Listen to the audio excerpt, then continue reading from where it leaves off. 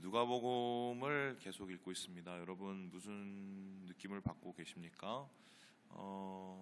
전 이제 다시 누가복음을 보면서 참 독특하다는 생각이 계속 듭니다. 왜냐하면 마태, 마가 혹은 요한복음하고 달리 누가복음에는 거기에 등장하지 않는 사람들의 이야기가 이제 앞부분을 많이 차지하고 있습니다. 예를 들어서 우리가 앞에서 봤던 엘리사벳 같은 사람, 사가랴 같은 사람 그렇게 비중 있게 다루고 있지 않는데 누가복음은 이들의 이야기를 다루고 있습니다. 뿐만 아니라 어제 우리가 보았던 이제 예수님의 탄생 기사도 보면 결국 예수님의 탄생했었을 때 제일 먼저 예수님을 찾아가서 예수님을 반기고 또 예수님의 탄생을 축하했던 사람들은 누가복음에 따르면 누굽니까? 목자들이었어요. 목자들. 동방박사 같은 그래도 좀 있어 보이는 돈 좀 있는 그런 분들이 아니라 말 그대로 들에서 양이나 치던 사람들, 그 당시는 별로 사람들이 그렇게 귀중하고 소중하게 여기지 않은 그런 부류들의 사람들이 예수님의 탄생 앞에 맨 먼저 섰다, 이렇게 기록하고 있습니다. 그리고 오늘 우리가 보는 이 말씀도 상당히 또 독특하게 다가오는데, 예수님께서 오늘 이제 정결의식, 정결례를 하러 가게 되는 거죠. 이름도 짓고 뿐만 아니라 이제 하나님 앞에 이제 마리아와 더불어서 처음 제사를 지내는데요, 예배를 드리는데, 그 예배에 처음 드리는 그 자리에 어떤 일이 일어납니까? 우리 함께 25절의 말씀을 같이 한번 읽어보도록 하겠습니다. 시작. 예루살렘에 시므온이라 하는 사람이 있으니 이 사람은 의롭고 경건하여 이스라엘의 위로를 기다리는 자라. 성령이 그 위에 계시더라. 이분을 가리켜서 시므온이라 하고, 시므온을 가리켜 의롭고 경건하다라고 얘기를 합니다. 성령이 그 위에 계신다고 얘기합니다. 그런데 이것은 누가가 영적으로 해석을 한 겁니다. 무슨 소리냐면 겉으로 보이는 게 아니라 그 사람이 가지고 있는 내면, 그 사람이 하나님하고의 관련된 관계, 이것으로 해석을 한 거죠. 그러면 그냥 아주 쉽게 이 사람의 겉을 그대로 겉면만, 겉에만 그냥 설명을 하면 어떻게 될까요? 이스라엘의 위로를 기다리는 자라라고 얘기를 했는데, 여기에 보면은 제일 먼저 이 예수님을 보면서 말씀하시는 게 이거죠. 29절에 말씀하신 대로 종을 평안히 놓아주시는도다. 연세가 엄청 많은 거예요. 한마디로 그냥 어르신입니다. 지금은 어르신에 대해서 우리가 공경도 하고, 우리는 동방예의 지국이라 또 아직도 그런 게 남아 있잖아요. 노약자석이라는 거, 이거 함부로 있는 거 아닌데 우리나라 있고, 아시겠지만 가끔가다 그것 때문에 재밌는 해프닝들도 있죠. 예를 들어서 저도 기억을 나는데 지하철이었나요? 지하철을 타는데 그 노약자석에 한 여청년이 이렇게 앉아 있었거든요. 근데 갑자기 한 어르신이 오시더니 막 호통을 치면서 일어나라고. 일어나라고 우리나라밖에 없어요. 그만큼 노약자, 혹시 어르신에 대한 공경이 있는 나라인데, 여러분 우리나라도 한때는 어떤 나라였습니까? 고려장이 있던 나라입니다. 기억하시죠? 그때 먹고 살기 힘들면 제일 먼저 피해를 보는 사람들은 힘없고 약한 자들인데, 이런 풍습들은 사실은 우리나라만이 아니고 세계 곳곳에 남겨져 있죠.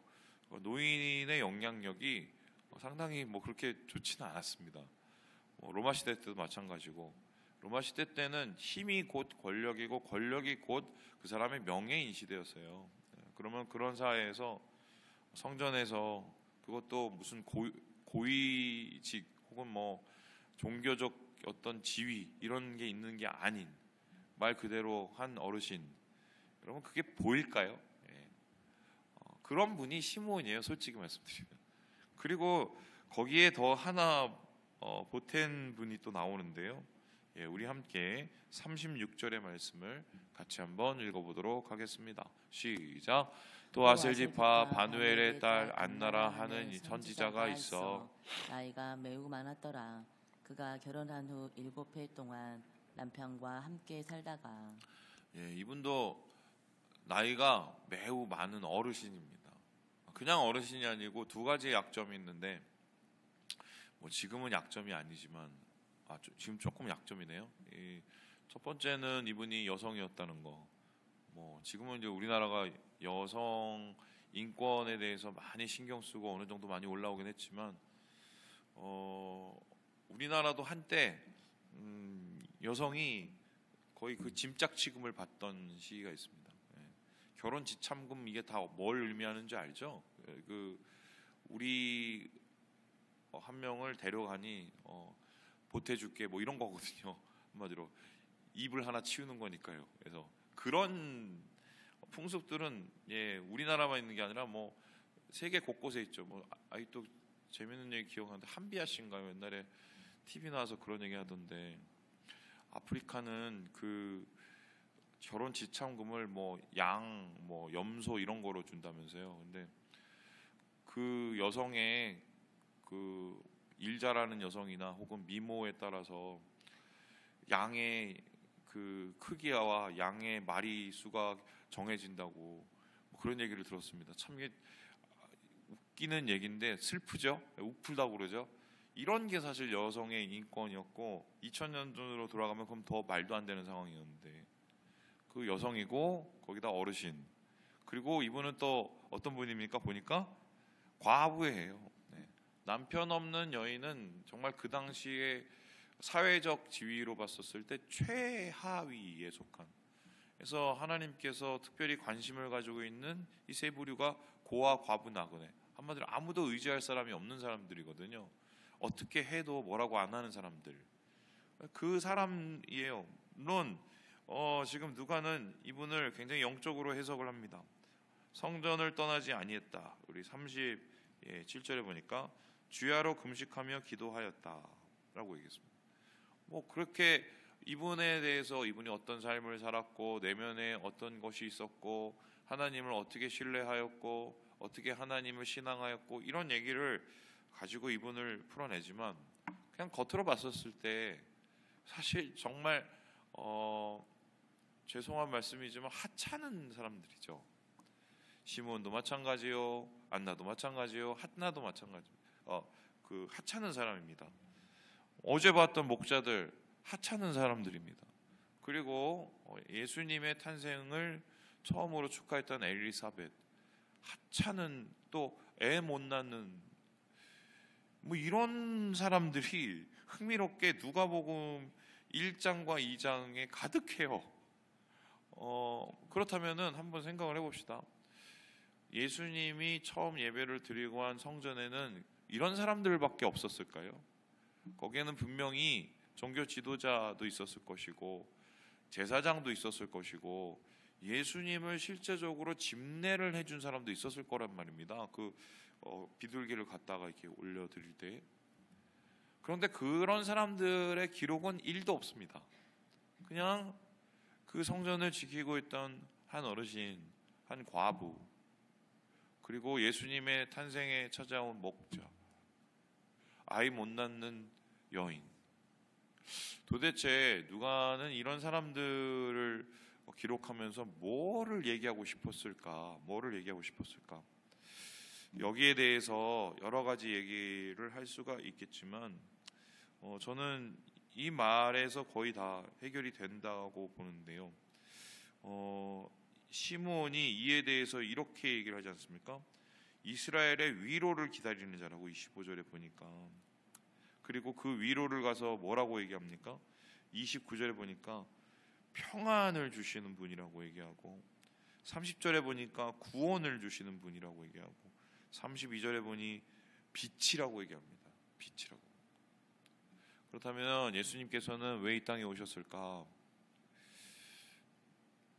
종교 지도자들 혹은 그 당시의 정치가들, 그 당시에 권력 있는 사람들의 비위를 맞추고 그들의 위신을 세워주고 그들이 가지고 있는 권력을 더욱더 탄탄하게 해주는 그러한 일을 하려고 오신 것은 절대 아니신 거죠. 예수님은 예수님이 필요한 사람들을 위해서 오신 건데, 그 필요한 사람들의 빛이 되시기 위해서 오시고, 구원이 되어 주시기 위해서 오시고, 평안을 주시기 위해서 오시고, 그들을 위로하기 위해서 오신 겁니다. 이게 바로 예수님께서 오신 이유라면은 앞으로의 예수님의 사역도 정확하게 어떻게 진행될지가 보입니다. 예수님이 자신을 가리켜서 뭐라고 그러냐면, 누가복음에 특이한 표현이 있어요.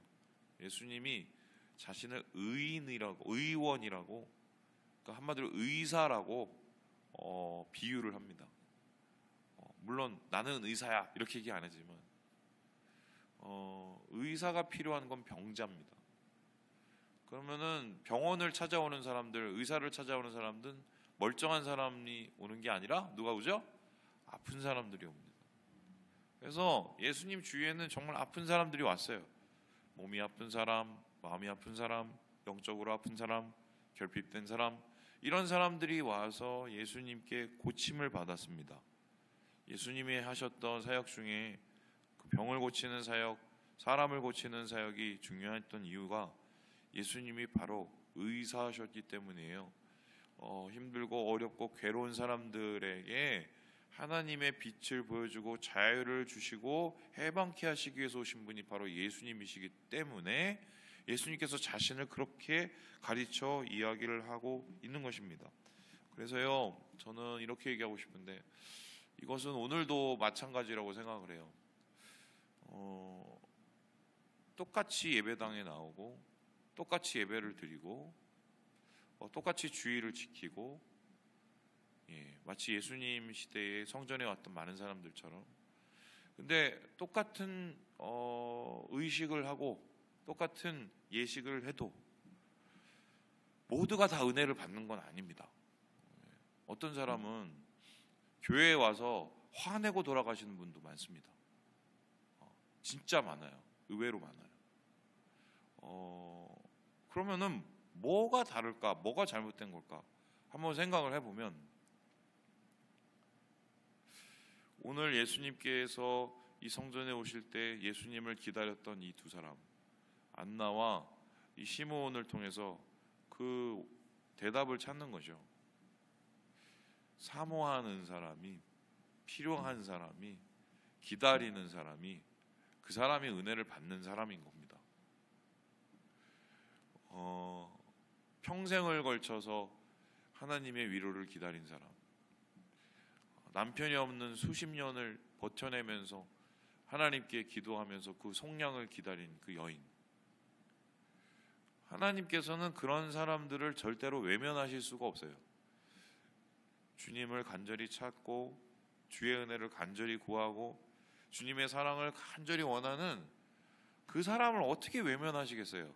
하나님을 그토록 간절히 바라고 있는데, 오늘 안나와 시므온을 통해서 바로 그러한 하나님의 마음을 우리가 다시 한번 읽게 되는 것이고, 앞으로 예수님이 어떤 일을 하실지, 누구를 만나실지, 누구를 고치실지, 또한 어떠한 사역을 이루실지를 다시 한번 깨닫게 된다. 이렇게 저는 말씀을 드리고 싶습니다.